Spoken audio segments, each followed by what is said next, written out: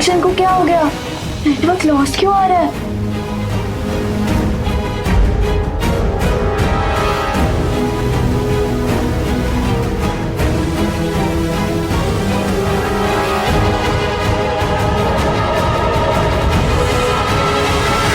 Mobile का net भी slow चल रहा है। अब क्या करूंगी? पूरा टाइम निकल जाएगा।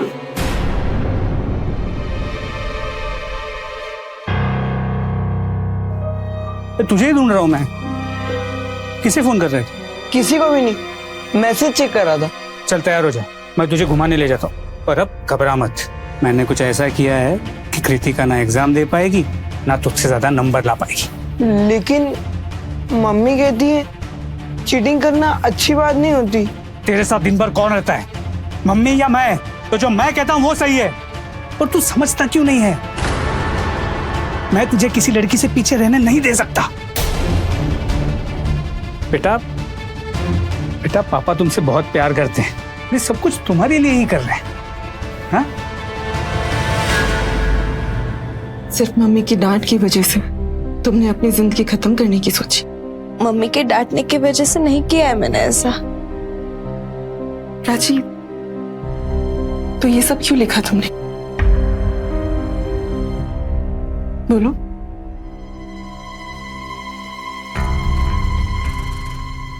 बताओ प्राची।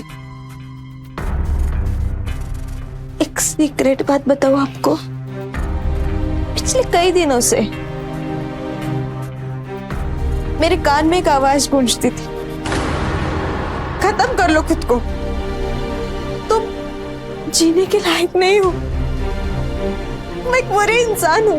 किसकी आवाज गूंजती थी प्राची? बताओ मुझे, किसकी आवाज गूंजती थी? अच्छा ठीक है, कोई बात नहीं, रिलैक्स रिलैक्स, हम कोई बात। प्राची जो महसूस कर रही थी वो बात अपनी माँ के साथ शेयर नहीं कर पा रही थी, इसलिए शायद वो अपने आप को बहुत अकेला मानने लगी थी। लेकिन मैम, उसने अपनी माँ से बात क्यों नहीं की? क्योंकि उसे डर था कि उसकी बात उसकी माँ समझेगी या नहीं, या कहीं उसकी बातों को सुनकर उसकी माँ और ज्यादा परेशान ना हो जाए। अब क्योंकि उसके घर में कोई दूसरा नहीं था तो प्राची का अकेलापन बढ़ता चला गया। बहुत सारी वजह होती हैं जो बच्चों का मानसिक संतुलन बिगाड़ देती। प्राची के केस में भी इन वजहों में से किसी ने उसके दिमाग पर इतना प्रेशर डाला जिसने उसे सुसाइड अटेम्प्ट करने के लिए मजबूर कर दिया। उसे ऐसा लग रहा था जैसे कोई उसे कह रहा है सुसाइड करने के लिए, जबकि उसे ऐसा कोई भी नहीं कह रहा था। अगर उसे कोई कुछ कह नहीं रहा था तो उसे ये आवाजें क्यों सुनाई दे रही थी? प्राची का दिमाग खुद ये सब सोच रहा था। मतलब हमें प्राची को साइकोलॉजिकल ट्रीटमेंट देना चाहिए। बिल्कुल सही। अगर प्राची की साइकोलॉजिकल कंडीशन की तह तक जाकर हमने ट्रीटमेंट नहीं किया तो वो दोबारा सुसाइड अटेम्प्ट कर सकती है। अपनी स्टडी के हिसाब से डॉक्टर सुधा को लग रहा था कि प्राची के इतने बड़े कदम उठाने के पीछे उसका अकेलापन और उसकी फाइनेंशियल कंडीशन है, लेकिन वो इस बात से अनजान थी कि दूसरी तरफ उसके बेटे ऋतिक के पास ना तो कोई फाइनेंशियल प्रॉब्लम थी और वो एक भरे पूरे परिवार में भी रहता था। लेकिन तब भी धीरे धीरे ऋतिक की हालत प्राची की तरह हो रही थी, क्योंकि उसके पिता रमेश लगातार उसके ऊपर प्रेशर बना रहे थे। बच्चा किसी भी जाति, किसी भी वर्ग, किसी भी लिंग का हो, उसे सही पेरेंटिंग की जरूरत होती है। हर माता पिता का कर्तव्य है कि वो अपने बच्चों पर हमेशा नजर रखे कि कहीं वो उनकी किसी बात के दबाव में आकर कुछ गलत कदम ना उठा ले। लीजिए गर्मा गर्म समोसा। अरे कृतिका, चाचू आइए ना। तुम्हारा एग्जाम कैसे गया? बहुत अच्छा गया चाचू। अच्छा। और पता नहीं कैसे वाईफाई का वायर भी कट हो गया, ये तो परेशान हो गई थी। फिर मैंने इसकी टीचर से बात की, उन्होंने कहा कृतिका जैसी ब्राइट स्टूडेंट का एग्जाम हम मिस नहीं होने देंगे। फिर उन्होंने अलग से कृतिका के एग्जाम्स ले लिए। ये तो बहुत अच्छा हुआ। भाई साहब गर्मा गर्म समोसे मंगवाए हैं, आप भी आइए ना। अरे नहीं भाभी, वो हम लोग दरअसल अभी कुछ खा के ही आ रहे हैं, आप लोग खा लीजिए, हम आते हैं। ऋतिक चल।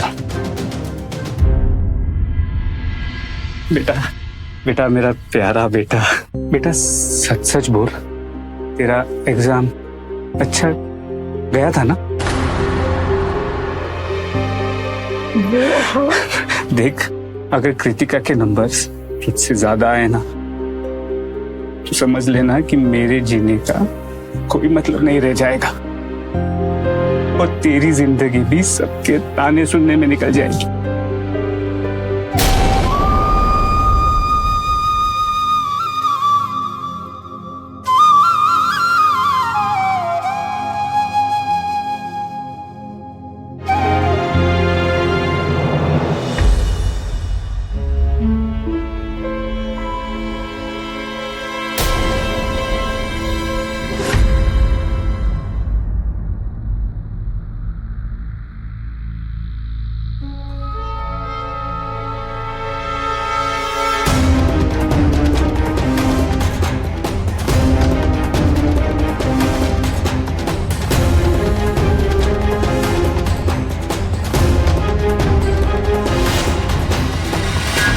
देखो बेटा, मैं समझती हूँ हर बार अच्छे नंबर नहीं आ पाते, इसमें इतना उदास होने वाली कोई बात नहीं है। ओके, चलो बैठो। सुनिए, आप ही समझाइए ना इसे, कब से मुंह लटका के बैठा है? मैं बात करता हूँ। तूने तो कहा था तेरा एग्जाम अच्छा गया था, फिर इतने कम नंबर कैसे आए? मम्मी, चाचू, पापा, मैं टॉप आ गई और मुझे 98% आए। कांग्रेचुलेशन पापा। चाचू, मुझे 98 आए। अरे कांग्रेट्स बेटा। ऋतिक, तू उदास क्यों बैठा है? ठीक है ना, नेक्स्ट सेमेस्टर में तू और जम के पढ़ाई करना तो तुझे भी अच्छे परसेंट आएंगे। तू मुझसे छोटा है ना, इसलिए तुझे छोटे मार्क्स आए। कृतिका दीदी बिल्कुल सही कह रही है बेटा, कम नंबर आए हैं तो इसमें उदास होने वाली कोई बात नहीं है। अगली बार मेहनत करना और अच्छे नंबर आएंगे। चलिए, नाश्ता रेडी है, आइए आप लोग। हाँ, हम आते हैं। अरे मम्मी, आपको पता है दीप्ति को भी मेरे से कम आए। सब खत्म कर दिया तूने।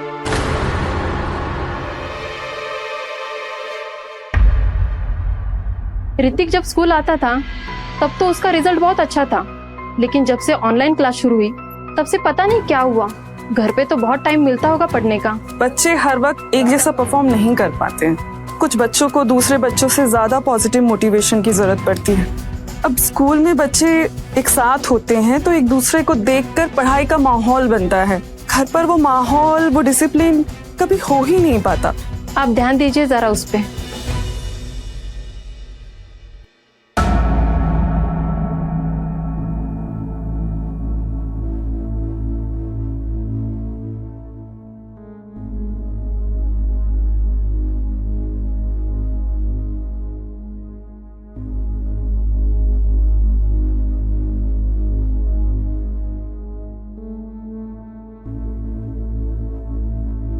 आई एम सॉरी पापा। बात मत कर मुझसे, तूने मुझे जीने लायक ही नहीं छोड़ा।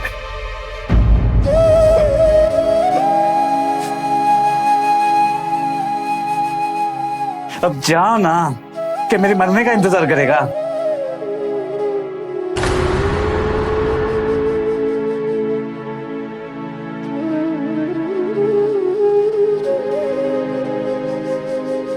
अगर तुझे एग्जाम में कृतिका से कम नंबर मिले ना तो समझ लेना तूने तेरे पापा को हरा दिया। बात मत कर मुझसे, तूने मुझे जीने लायक ही नहीं छोड़ा।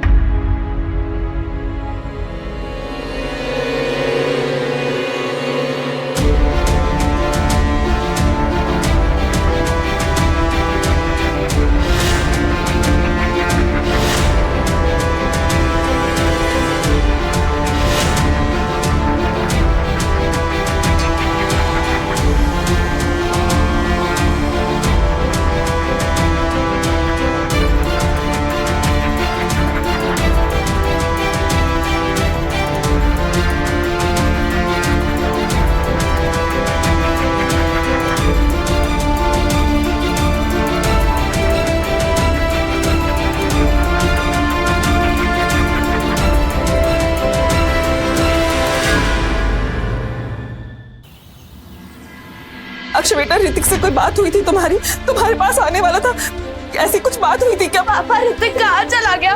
उसने मुझे भी कुछ नहीं बताया। बेटा वो आ जाएगा वो। चाचू रमेश, रमेश कुछ पता चला? भैया सभी जगह देख लिया, ऋतिक कहीं नहीं मिल रहा। ठीक है, मैं आपको बाद में कॉल करती हूँ। सुधा, सुधा, कुछ पता चला? नहीं दीदी, सारी जगह फोन कर लिया, कुछ पता नहीं। सुनिए ना जी, अब तो बहुत देर हो गई, आप पुलिस को फोन कर लीजिए। ठीक है, मैं फोन करता हूँ। कहाँ चला गया?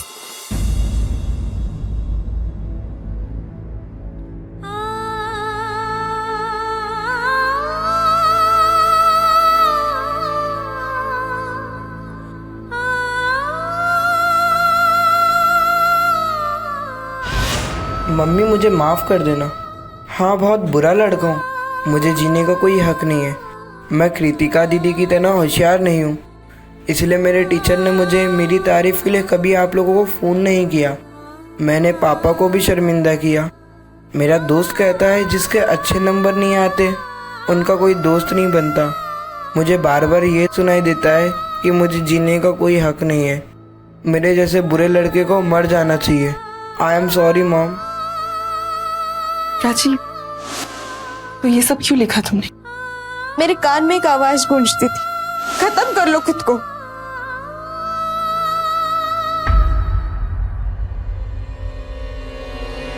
प्राची, प्राची, किसकी आवाजें सुनाई देती थी तुम्हें?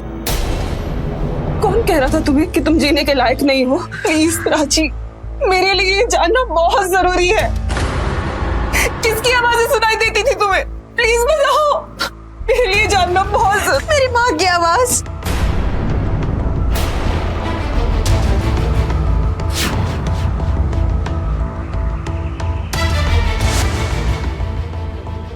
सारा दिन मोबाइल में लगी रहती है, कहीं किसी के साथ कुछ चक्कर तो नहीं चल रहा तेरा?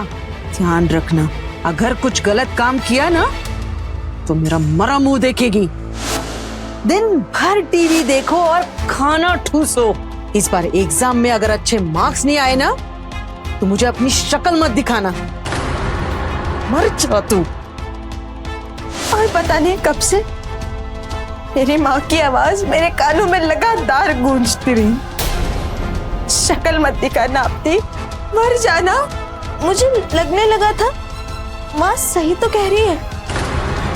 उससे पहले मेरी वजह से वो अपनी जान ले ले, मैं ही मर जाती हूँ।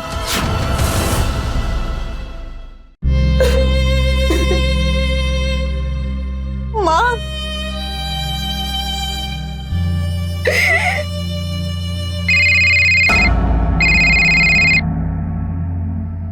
हेलो, मैं इंस्पेक्टर अशोक बोल रहा हूँ।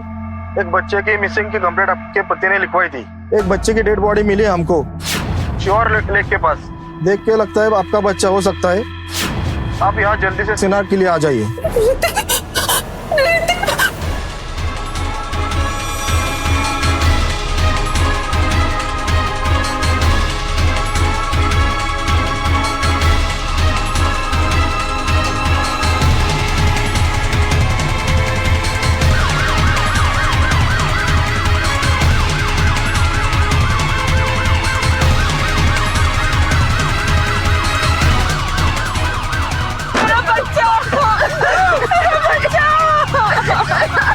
बॉडी पोस्टमार्टम के बाद आपको मिलेगी।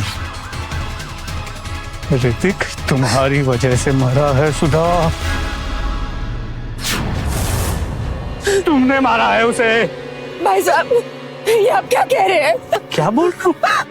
जब से मेरी नौकरी गई है तुम लोगों ने मुझे इज्जत देना बंद कर दिया है, और खासकर तुमने।